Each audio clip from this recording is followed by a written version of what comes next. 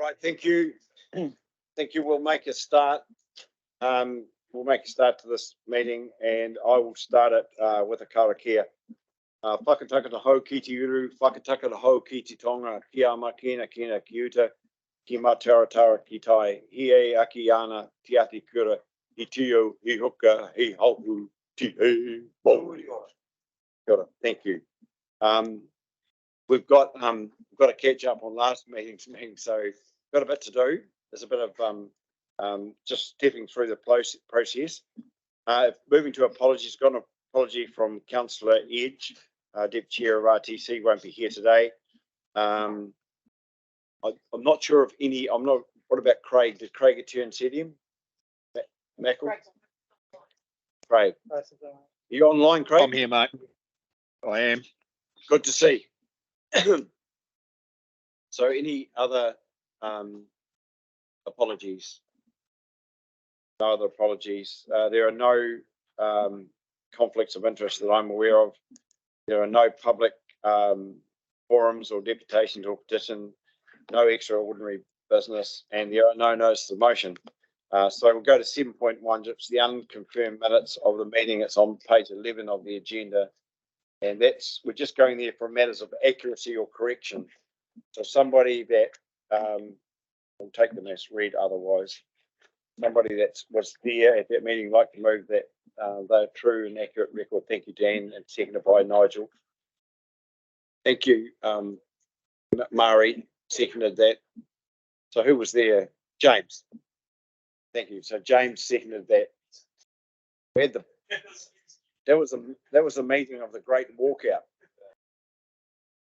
Yeah, it's a great. It'll be commonly known for the lack of call. Okay, so any further discussion on those minutes? Moved by Mayor Gordon and seconded by James Cagle. All those in favour, please say aye. Those against, that's carried. So 8.1 now is Jessie, which is on page 19. Resolution status report. Jess. Kia ora koutou. Through Mr. Chair, this is the resolutions paper for the committee to consider. Just note that all the resolutions, with the exception of the passenger rail investigations, which we're considering through our long-term plan of environment Canterbury, which is obviously being pulled together at the moment. All the other resolutions in the paper are green. So happy to take any questions, but not anticipating any. Right, thanks, Jess. Any questions on Jess? It's pretty straightforward. I'll put the motion up and we'll move that. Thank you, Jess. We'll put the motion up, get a mover in a second, and if there's any discussion, we'll have it after that. So somebody's prepared to move that. James, thank you. And seconded by Sam. Thank you. Any further discussion? No further discussion. There we go. It was on Sam's recommendation about the state highways. I don't think we got a resolution. We got a report from, which was good, which had the criteria or methodology, valuation methodology, which is great. But I think Sam's point was that be some roads out there which are that busy now, they should be highways, not local roads. That was the point, I think. But did we get to the stage of knowing what we were going to, how we're going to progress that?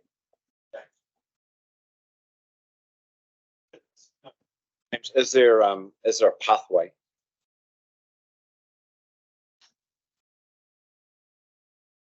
Mr. Chair. Yeah, there's a road. There's two roads. Neither of which I can give you clarity on. I mean, I can paint them and then you can decide which you want to wait on. One is, as I've indicated in the past, Whakamutunga on its work program, getting the agreement of the minister to revisit that criteria nationally and then review state highways, you know, and their designations. And that is something that we would like to do, but I can't tell you whether that would be a priority right now, given an absence of direction from government, which is coming, but we don't have yet. The other is, as was discussed at that meeting last time, local mayors looking at the current criteria and going, well, hang on, I've got a bunch of roads that I think need that Whakamutunga. Can you look at the criteria? You know, can you do it. And I think the flavour of the discussion that we had last time around was that might well be beneficial in some cases, but that might well also have negative consequences for some roads in some places as well. And I don't want to prejudge that. I think that is a judgment for members to make about whether they want to advocate for that to Whakamutunga. But those are the two options. Yeah, I've got the criteria that you sent to us, and it looks good. It talks more about urban roads rather than, say, rural or district council roads. Yeah, maybe a future work stream. Probably not urgent, but back of mind stuff. Okay, our question from Anne, and then followed by you, Craig, once Anne's satisfied with hers. So I attended that meeting in person, and there was an alternative resolution actually put to the floor that we actually passed, and that was that that then it was discovered that it could not be passed. But the third point was that agreed to proceed with a request to Waka Kotahi that the committee be provided with the existing Waka Kotahi State Highway Review 2002 criteria as soon as possible in order to further progress this item.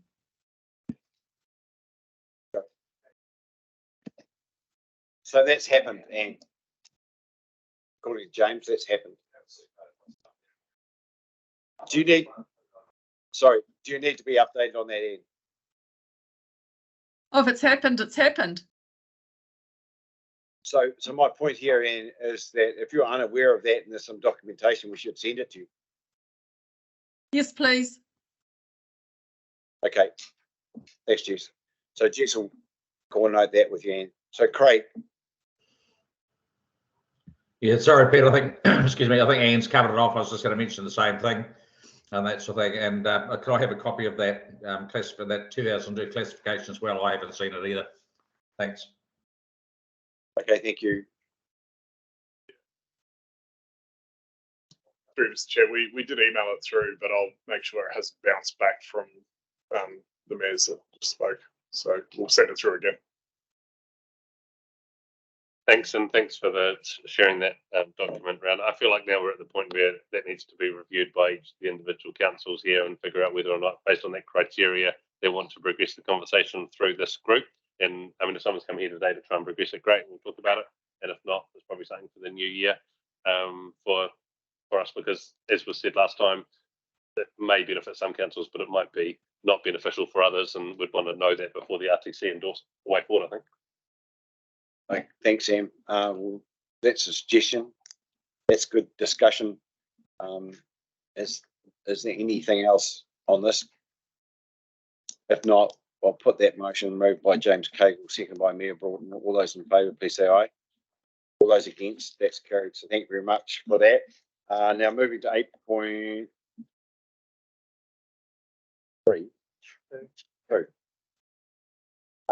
Canterbury Regional Land Transport Plan Review, Regional Program of Activities. Now, this was one of those items that's a carryover from the last RTC meeting, Jess. Through you, Mr. Chair. So, yeah, this paper, as Chair just mentioned, was carried over from the last meeting due to a lack of quorum. We had the discussion essentially in a public way on the paper, so essentially a briefing in public. So we've taken all of the feedback that we had, made the various changes that were requested. On page 24 of your agenda, the key points outlines the key changes that were made post the discussion at the last RTC meeting. It was the meeting where you agreed the weightings and also the regionally significant projects activities list, which has now been reflected into the draft RLTP, which is item 8.4 on the agenda today. So largely, this is now just a process to go through and endorse those recommendations, and then we'll proceed through the agenda to the draft RLTP. Yeah, I'll have you move it, but also to say that it's noted in there that the LTP program is before our long-term plans, as after our long-term plans. Then further on, it notes that there can be some variation once we've done our long-term plan. So, age-old problem of them not getting lined up or ducks in a row, but there is opportunity in this report where it can be partially sorted later. So that's good. With any others? Otherwise, sorry, Jess, go. One other thing to note, sorry, in the recommendations, I meant to say, recommendation 8.2, is it 2 and 3? Recommendations 2 and 3 there refers to attachment 8.21, but in your agenda it refers to 8.31. So it's just a minor clerical error that was in relevance to the orders of the papers. So just note that change. Thank you. Bill? On page 39, can we get Pages Road Bridge taken from overall ranking 11 up to somewhere just underneath, above Heaton Hayes Rail Crossing? Neil? No. Why is Pages Road Bridge down so far, please? Can we get it up a bit higher? My understanding of that is that the Transport Officer Group have ranked these in terms of significance, and that's where it's fallen. It doesn't mean that it can't go somewhere else, but at the present point in time, in terms of the system that we've given them, that's where it sits. And I don't know if I've left anything out there, Jess, but if you could address that. No, through you, Mr. Chair. So the weightings and prioritisation process that all the Transport Officers Group went through in ranking all of those regionally significant activities. So we did see the list previously, and there was an adjustment with the Wood End bypass that came up to number 3, reflecting its presence in the GPS. But the rest of the activities were ranked accordingly to the process and based off the weightings of the direction that we'd had from the committee prior to that. So that's where that's landed. Doesn't mean that those projects necessarily depended on funding that comes through from central government. We're still in a bit of a land of limbo in that respect at the moment, but these projects doesn't, because they're ranked a particular order in our plan, doesn't mean that that's necessarily the order the government may choose to invest in those as well. Can I suggest that we note that from you in the minutes? We note that you're not happy about that, and it should move up. And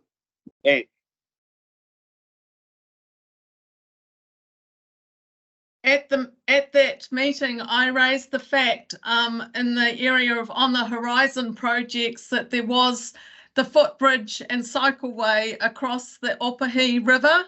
And it was, I believed from that meeting and conversation that it was to be noted. I see it not noted anywhere in this paper.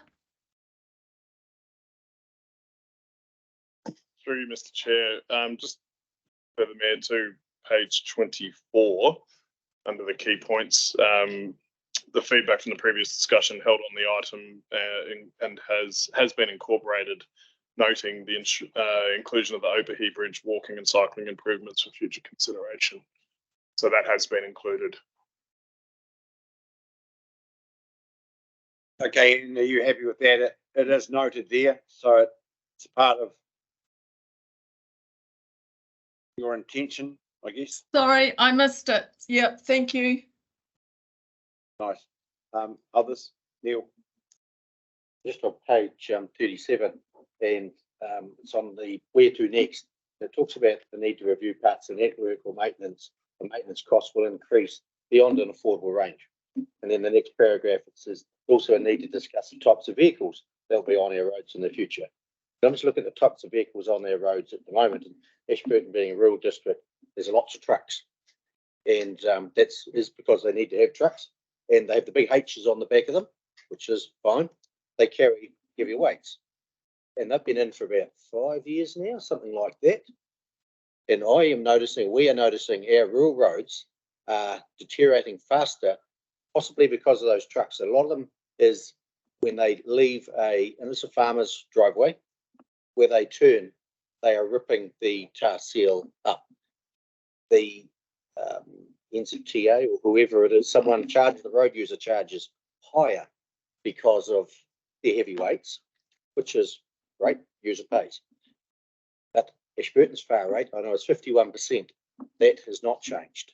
So is that fear now that someone's collecting money for heavier trucks on our roads, but they're not delivering it back to where the damage is being done? Is that fair? And in my humble opinion, it's not fair. I cry myself to sleep over this one point every night. We've done economic analysis on this point for South Canterbury, the 3 councils, and you'll be very similar in nowhere. We're funding roads elsewhere, probably in Auckland and Wellington. I don't know. Won't be Christchurch. It'll be somewhere up north. That's the offender. So no, it's not fair. Can I suggest to you that's probably more of an issue for us as a governance group, and when we get our new minister, that we need to make that pretty clear. I mean, the agreement that, as far as I've read, and I don't know the detail of it, is about roads and about fixing up roads, and there's a really good point that you're making. I mean, I know that there were moves afoot to increase the width of trailers and the weight of stuff that can run on roads. I'm not too sure if we're still in that, but it could get worse actually. The key thing that's missing here through you, Mr. Chair, is that there's not part of the matrix. It doesn't include economic activity, and it needs to be part of the lens that things are looked at. So when we met with Nicole Rosie, I mean, some time ago, I mean, Sam did bring that up in terms of the nuances of these things in, you know, our region, and I think that's a point well made, and we will note that. Oliver, I don't know if you've got the right words around this, but we will note that in our minutes that it's part of that. Yeah, I noticed in the reading the coalition agreement quickly, one of the parties wants to put electronic monitoring of vehicles, like the e-roads. So if that goes into the vehicles, which is fine, they will then know where those heavy vehicles are travelling on, which roads, and they could be compensated for that because they are collecting extra money for it. Just going to say I support this, but the comments that colleagues have made, you know, I think we should, as you're suggesting, an early engagement with the new minister. You know, we're receiving here a fairly paltry amount for the South Island compared to the North Island. Our ambitions should be a lot higher, and we should go in pretty hard on this because it's important for all of us in our areas. So considering an early engagement, I think, Mr. Chair, would be useful, given the dual role that the new minister now holds. There's a great opportunity for us to explain our ambitions and the investment required for our South Island. Could just reiterate, you know, discussion that we had at the Mill Forum on Friday regarding these things. It's a matter of saying, you know, are we getting what we require for the, you know, for the amount of money that is collected. So those conversations are going to be really important, and that minister is going to be a key minister for ourselves. And the other point I would make is that we've got the South Island Regional Transport Chairs meeting tomorrow. Is it Wednesday? On Wednesday, and I'll bring this up with them also because I think that's something that we can actually push on with across the South Island, because this is not just a you know, Ashburton issue. It's an issue right through Otago and Southland and other places. All right. So you'll go you, Sam, and then Craig. Thanks. The work in here is great. Happy to support the paper. But there's a couple of pieces that we talked about last time that I don't feel are reflected here, and that is that there's existing work that's already underway that isn't measured in the new projects that we're going to be doing over the 10 years. And there's no reflection in here of let's complete what we've done. And, you know, let's not throw more, you know, waste all the money that's been spent on just picking up new stuff when actually there's some things that are halfway through that could be completed. So because they don't fit neatly into new projects that needs to happen, they're not going to rank on this list. But the New Zealand Up stuff, Whakamutunga has spent tens of millions. So we've spent millions. Trying to get to where we are now, and to have that stuff all thrown out because it didn't fit neatly into this table isn't a good outcome. So it's here, and it's also on the next paper. Well, it's on the draft Canterbury Regional Land Support Plan piece. I don't feel that currently that reflects that attitude of not wanting to waste the stuff and just throw things out because they came from a slightly different funding pool to begin with. They're still transport projects for for Canterbury, and they came out of NZ Up funding rather than out of the hypothecated fund. So just how that gets reflected in here, I wouldn't mind a bit more clarity on.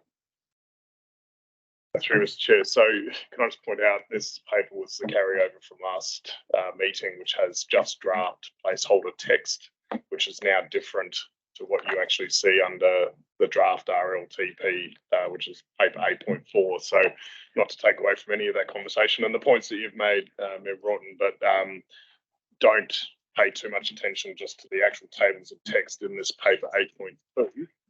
Because that has changed to what's actually in the draft RLTP. It was only ever meant to be placeholder text to show how the structure of the plan would start to take effect.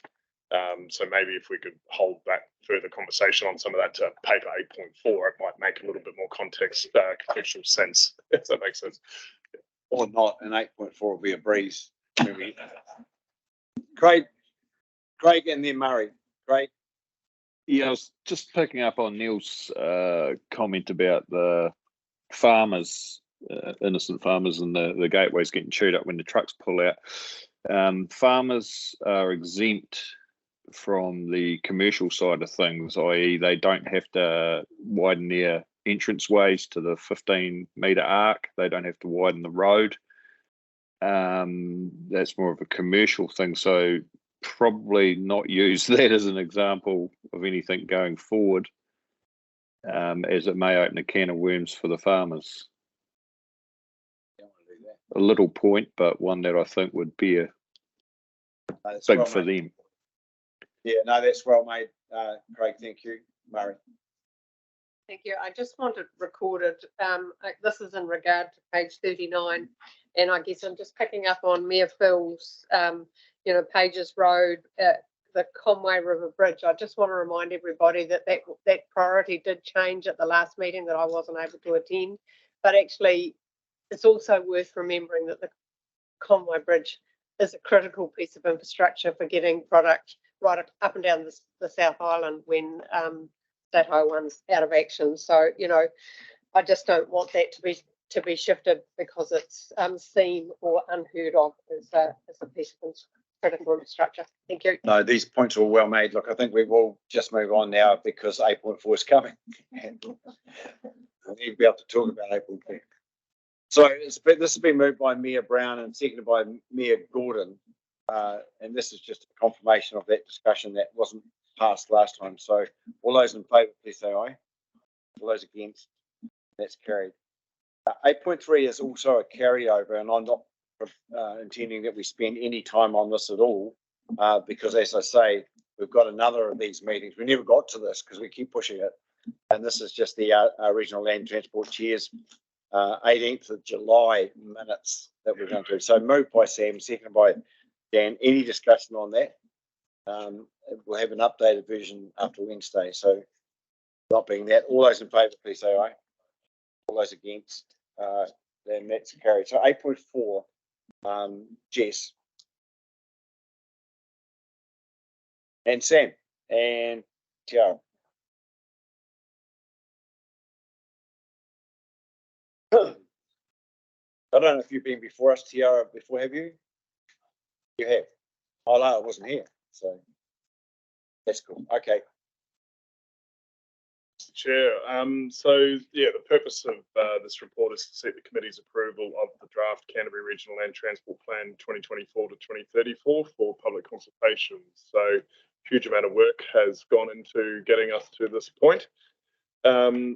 The Land Transport Management Act requires the regional transport committees to develop an RLTP every 6 years and to complete a review of their RLTP before the end of the third year of the plan. The draft plan provided for the committee's consideration today is the result of that midterm review, with the full review scheduled to occur in 2027 by 2027. The focus, just to remind members, the focus of the midterm review, as previously agreed by this committee, has been on transport emissions, funding options, and the effectiveness of the plan for Māori. This has led to some key amendments being made to the plan, including a clearer understanding of the way forward for Canterbury to reduce transport emissions and clearer alignment of investment towards that. An assessment of affordability and the identification of the need for legislative and structural change to ensure key improvements are funded and delivered. and changes across the plan to be more effective for Māori. While freight and resilience were out of scope for this plan review, they are now emerging as bigger issues to be further considered for the full plan review by 2027. That reflects some of the discussion that we've just had. I note that this is also a key focus of the South Island Regional Transport Committee's chairs group, and we've actually got a paper going to that committee this week around the South Island freight study and progressing work in that space as well. The changes that are proposed to be made to the 2021 RLTP to become the 2024 RLTP are outlined in the attachment included on page 110 of the agenda. There's a table there that outlines all the various amendments that have been made. This draft plan is a significant step up from the 2021 RLTP, totaling around $11 billion in investment across the region's transport network over 10 years.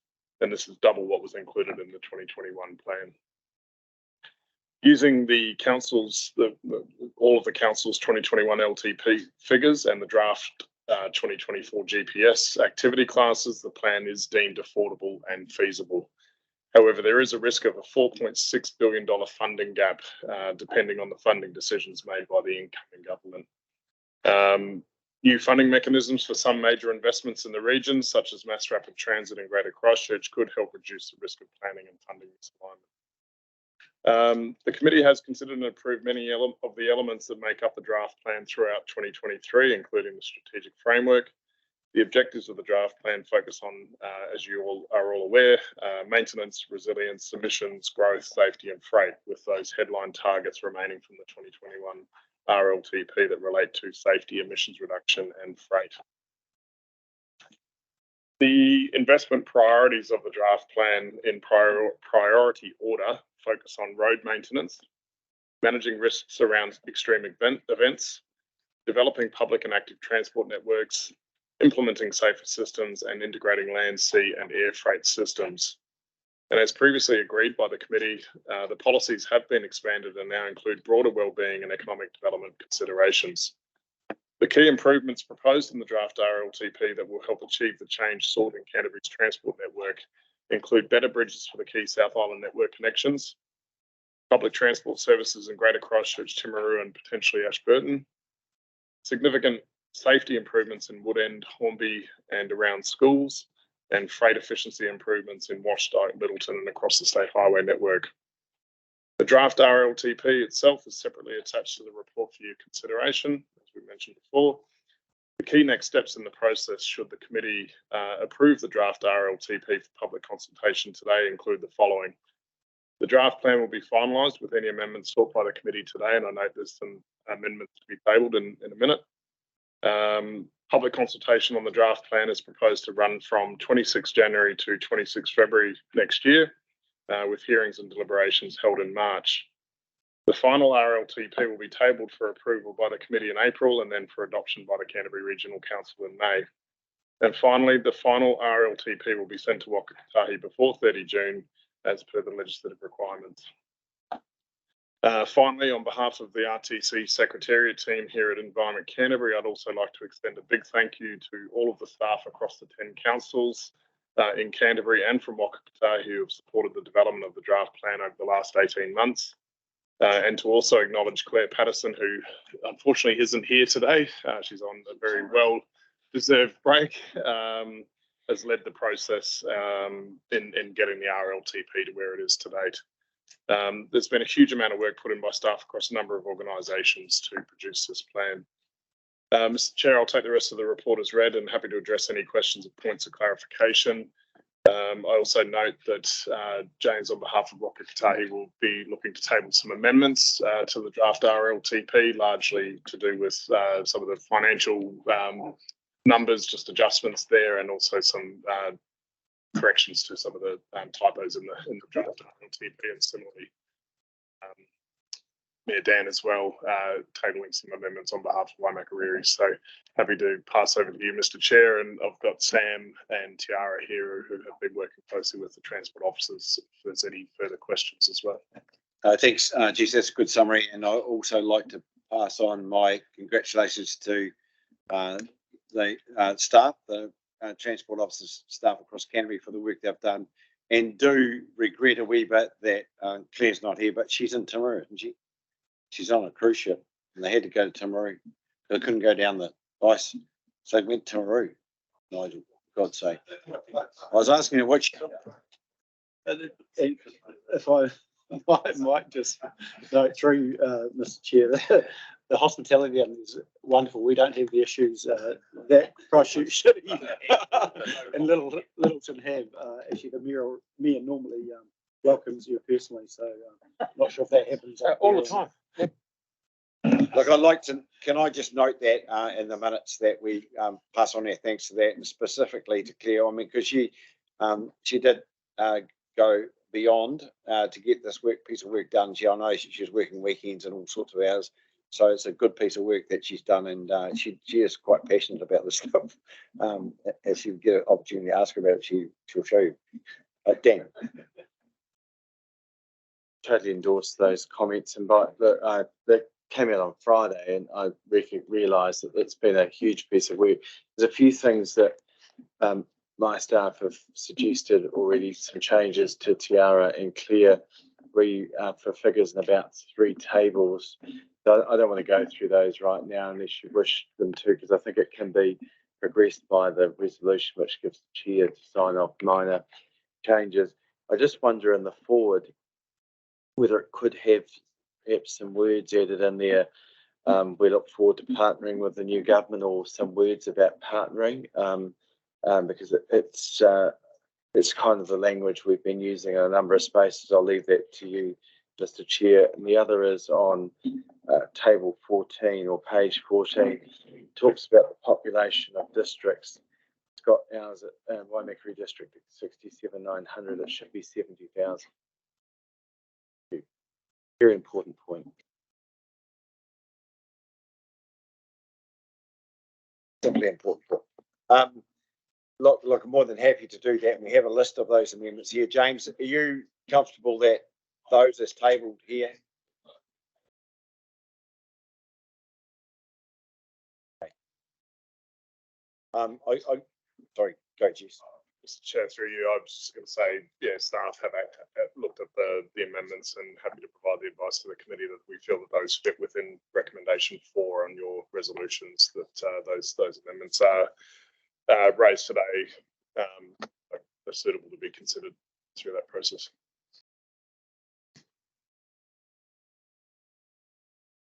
Just thinking public transport, Ashburton mentioned in the plan. I know we've got people on our end and perhaps a few people here from ECAN working on doing some work. They're going to do some research to see what kind of public transport is needed, and then look at a 6-month trial. And what happens after that, don't know.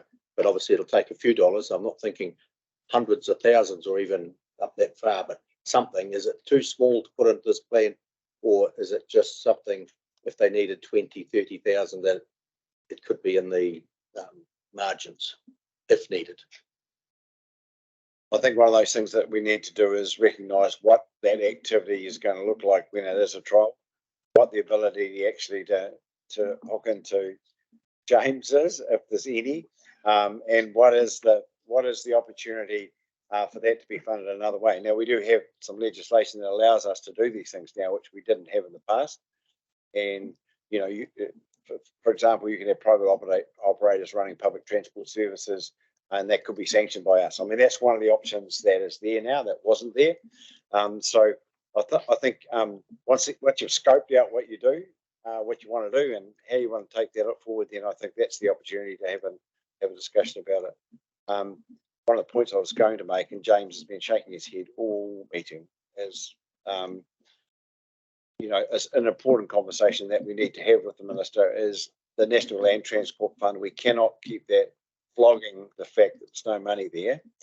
We need to have a systemic look at, with central government, or they do, about how you actually get it back to the areas that are going to start meeting some of the asks that you have. And I think that if we do anything at all, that should be the first thing we do. Now, there's plenty of chat around how you could do that, but until we actually get that, maybe in the first 100 days, we'll find that out. I'm not sure. But it is one of those things, James. I don't know, as long as I've been sitting around here, it's been an issue. National Land Transport Fund, how much money's in it? Through Mr. Chair, just to address Mayor Brown's comments. I think our public transport team has had conversations with ADC staff. How far that's actually progressed and how we factor that into our LTP discussions will be where that any potential funding would be considered. And then obviously part of that would be any discussions with Whakamutunga here around funding assistance for any of that work as well. But I'd have to double check with our PT team as to how far those conversations have gone with your staff around that option for PT in the future. So the changes, those amendments that need to be made will be made as a natural process around staff in terms of different councils, if they're happy with what's in there, or do we just go and make those? And have we concluded that process and we're just going to make them? So, through Mr. Chair, so those amendments that have come through, they'll be reflected in the draft RLTP post this discussion and before consultation.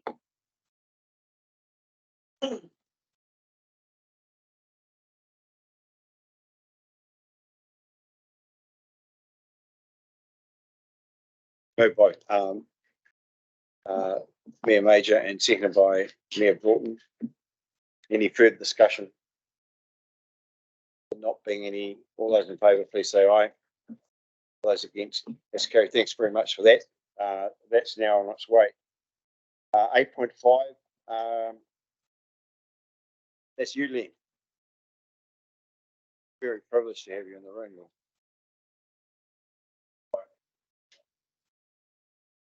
So Len's here to talk to us about the Canterbury Regional Public Transport Plan 2024-34 development, and that's in, I guess, the most interesting bit about this is in two stages, one with GCP and one with this group. So, Len. Kia ora koutou. Tiara is here sitting next to me, of course, because Tiara will be helping write the broader Canterbury elements of the RPTP with us in the public transport sector.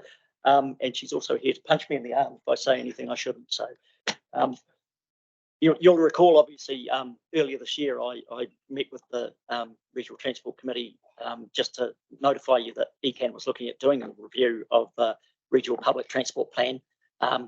Regional Public Transport Plan obviously follows on legislatively from the Land Transport Plan and must reflect the Land Transport Plan in terms of consistency and relevance, and legislatively it just follows through the process. Page 116 of the agenda deals with the recommendations we're looking at here. Just a bit of background. Recommendation 1 it just notes that ECAN has the ultimate responsibility for adopting Regional Public Transport Plan, but again, recommendation 2, an acknowledgement of the role that PT is playing and will play in terms of urban development in Greater Christchurch.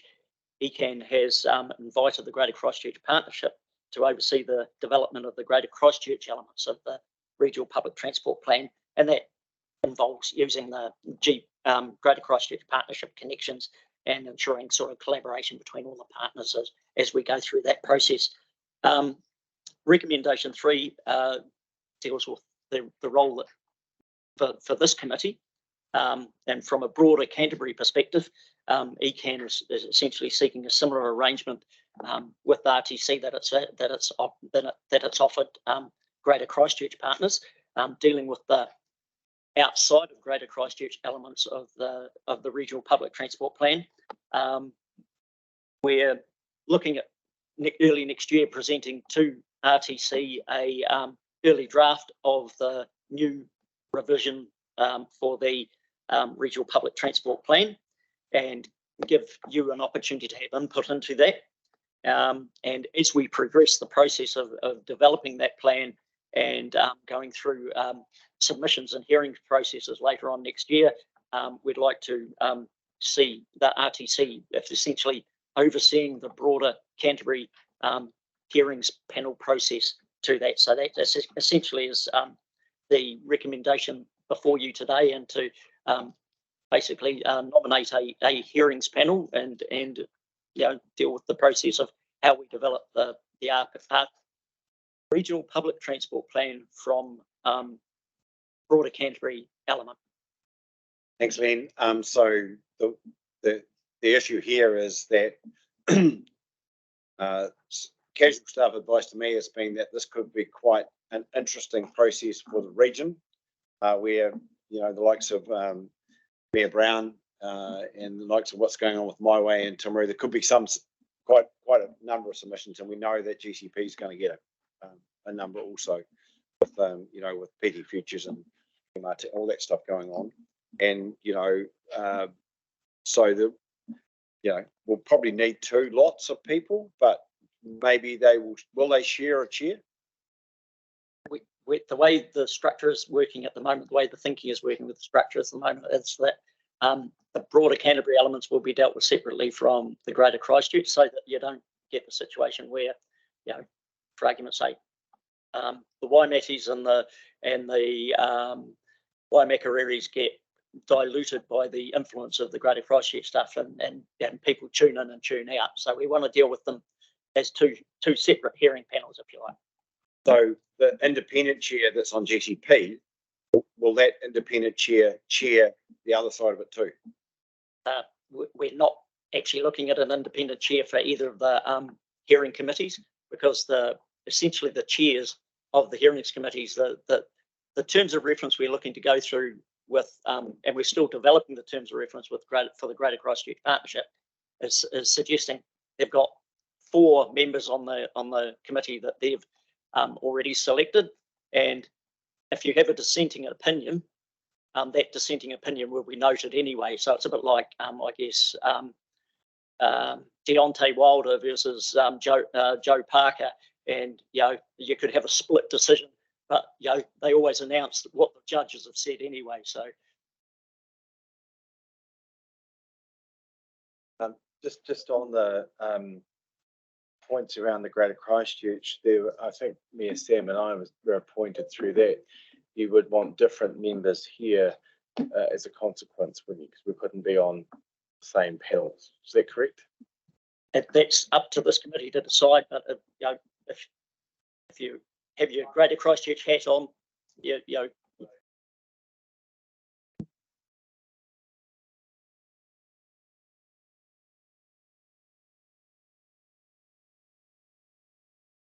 Can I do a start of a 10 on this?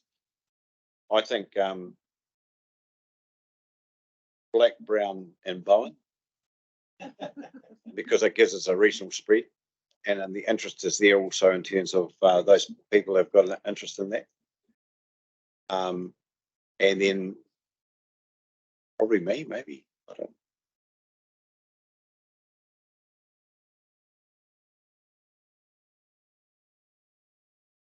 Is everyone happy with that? Are you happy with that, Mario? I need to ask you first, actually.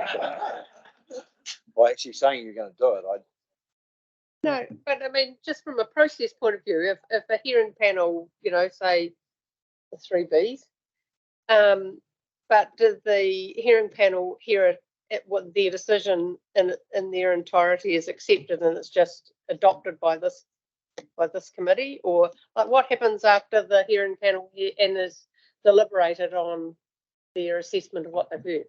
For you, Mr. Chair, the process would be that the hearings panel would report back to the broader RTC, and then the RTC will prepare its report to ECAN.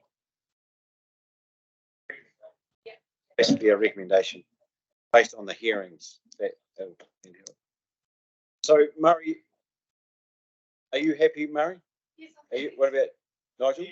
And what about you, Neil? Would you happy to be on that panel? That's a tentative yes. Okay. Yeah, okay.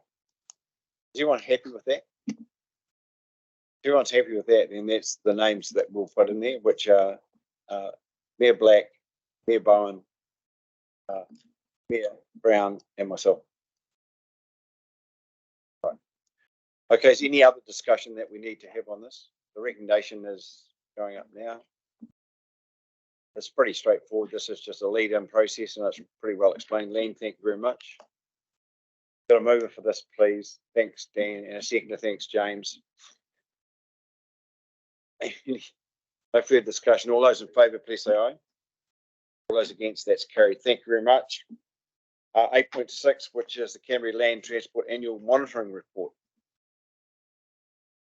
Through you, Mr. Chair. I've just got the task today of introducing Delunica Silver. Delunica started with us at the Environment Canterbury team September. But a couple of months in, it's about time we got her in front of the Regional Transport Committee. So Delunica's here to introduce the annual monitoring report for the RLTP, the 2021. So I'll hand over to Delunica. Thanks, Dan, and thank you, Mr. Chair. The purpose of this item is for the committee to receive the 2022-23 annual RLTP monitoring report, which is based on the monitoring framework currently included in the 2021 RLTP.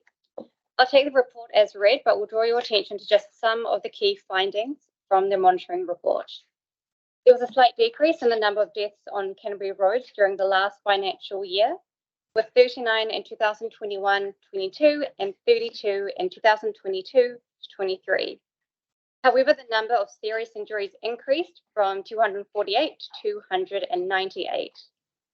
The number of deaths on Canterbury roads has decreased each year since 2017 to 18, while the total number of deaths and serious injuries has increased each year since 2019 to 20. It is still 13% lower than pre-COVID levels. Public transport patronage in Greater Christchurch increased by 34% between 2021 to 22 and 2022 to 23. Public transport patronage in Greater Christchurch has now returned to pre-COVID levels. Patronage on Timatanga Highway services also increased from about 199,000 2021 to 22 to 230,000 in 2022 to 23. This is a 15% increase. Timatanga was the only urban area in the country to see public transport patronage grow through COVID pandemic. Between 2021 and 2022, road transport emissions increased slightly in Canterbury. This was a result of higher emissions from diesel vehicles. This increase is not aligned with the 2021 RLTP target for a 30% reduction in land transport emissions in Canterbury by 2031. Local roads have generally shown little change in condition during recent years. This was an increase in smoothness on the highest volume and secondary collector state highways in 2022 to 23, whilst all other classifications of state highways had a slight decrease in smoothness and condition of road surfaces. The full annual monitoring report is included for your information as attachment 1. I'll hand over to discussion and I'm happy to address any questions or points of clarification as required, Mr. Chair. So any discussion on this report? Nigel. Look, I'll just note, My Way service is fantastic and our residents have obviously embraced it, but the one negative it does come with is the taxi services halved. And so, so late night, there is challenges now to get taxis in it, is what it is, and perhaps they haven't, evolved to, seek opportunities that are out there and other delivery opportunities such as food and things like that. But it does come at a cost. And so, you only go out on a dry night when the weather forecast is good. No, I'm just joking. But When you're not down welcoming. Yeah, I think that it continues to grow. I think they hit 880 rides in a day, touch points in a day, like last week, and they're also looking to expand services down there. So there is a big appetite for what's going on down there. Big cost also, and we need to get ourselves off the trial period. And are we? Yeah, hi, hi, Delunica. Nice to have you present to the committee. Just a thought, and it may not be able to happen, but I just wondered, in regards to the deaths noted, if there was could be a sort of a general reason as to what caused the deaths, whether it was speed or weather conditions or whatever, just to see if there was a trend in that space. Yes, it's something that we could look into, possibly asking the TAs about it. Yeah, we can come back to you on that. Yeah, got a few points of clarification on the report. First one's on page 128.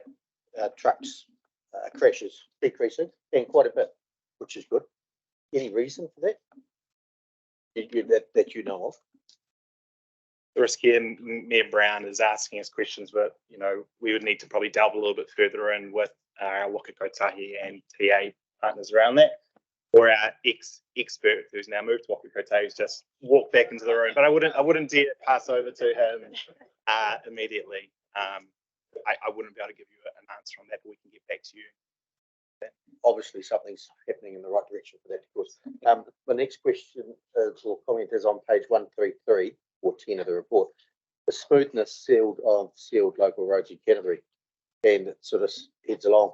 And I'm just wondering whether the measure is a good measure, because you can cruise along the road for 3 or 4 kilometres, nice and smooth, then bang, you hit a pothole.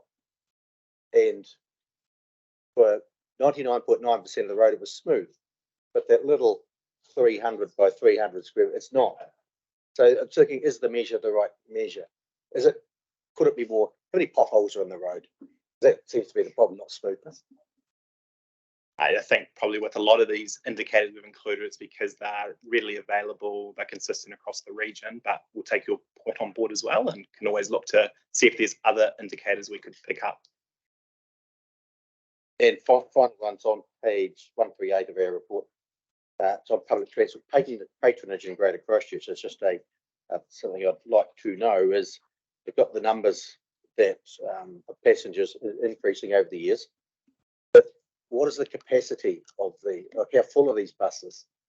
Seems like a lot of numbers of people travelling, but how many more can you stack in? Or are they full? Are they half empty? Or what are they?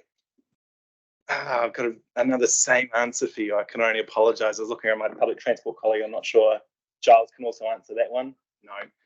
Look, sorry, we'll have to come back to you. We can via email. Oh, here we go. Here's our other public transport expert. The issue to that is they're probably very full at peak times and getting fuller. They're almost back to the levels they are back to the levels we were before COVID. And that then relies on, and with the lower fares, they're actually, and that's contributing to inter-peak loadings as well. So we're doing as well, if not better than we were pre-COVID. But again, that puts pressure on your systems. That if a bus is full, it's that law of, I call it law of 51. You can get 50 people on a bus in comfort. When you get the 51st on, you need a second bus. That's good that they're being well utilised. The report doesn't tell me that, but should the report be different to say that they are being well utilised rather than the numbers they mean? They look big, but they don't tell us a lot. Yeah. Other than deaths and emissions, the rest of the report's quite positive. There's some good data in here around some of the stuff that's going on. And I'm wondering, and Neil's highlighted it, and particularly the truck deaths caused by truck, I think it's way down. I'm wondering about how we keep it down. What's happened that's caused that? Is there any underlying factors? James mentioned might have been the motorways.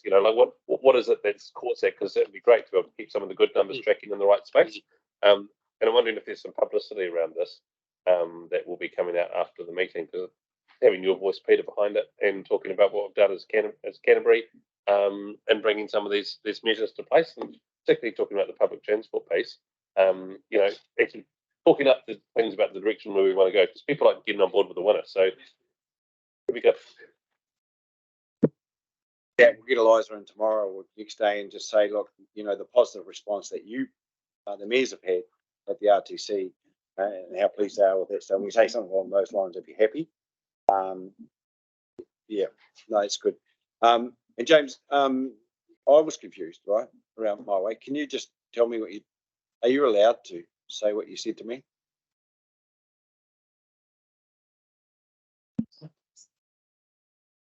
I said we need to get off trial, and you said. So I simply said my understanding is that the intention is to roll my way into your continuous program next, for the 24/7 period. So not trial anymore, part of the continuous program, correct? So You heard it, I yeah. haven't heard otherwise, so that's the. Good, James, good to know. I was I was not aware of that, so that's good to know. And I'm not too sure whether that's widely known, but at least we know now, and if we need to inquire more, we can do that. So thank you. So the recommendation for this is have a mover and a seconder for that, please. So moved by Sam and seconded by Nigel. All those in favour, please say aye. All those against, that's carried. We're going to 8.7, which is the chair's report. I'm taking that as read and moving it. Do I have a seconder for that, please? Thank you, Nigel. All those in favour that we do that, say aye. All those against, that's carried. Right, now the opportunity is to go into public excluded. So I need somebody to move that. Then we need to take a bit of time to get the cameras and stuff. We haven't got cameras, have we? Get that turned off so we can go into public exclusion. Someone like move that. Thank you, Nigel. Seconded by Dan. Thank you. All those in favour, please say aye. All those against, that's carried. We're in open meeting again, so returning through the agenda. Item 10, next meeting is on the 22nd of February 2024. And so a lot more by then, I think. Hopefully it's getting to the end of the 100 days. So hopefully we so just to finish, Karakia, Anuia, Kiti Uru Tapa Nui o Tāne, kia Waitea, kia Mama, Tina, kia Tinana, Te Wairua, Iti Ara Takata, Koira, Ronga Whakakari, Aki, kia Ronga, kia Tina, Tina, Haumi e, Hui e, Tai, kia. Hey, thanks very much.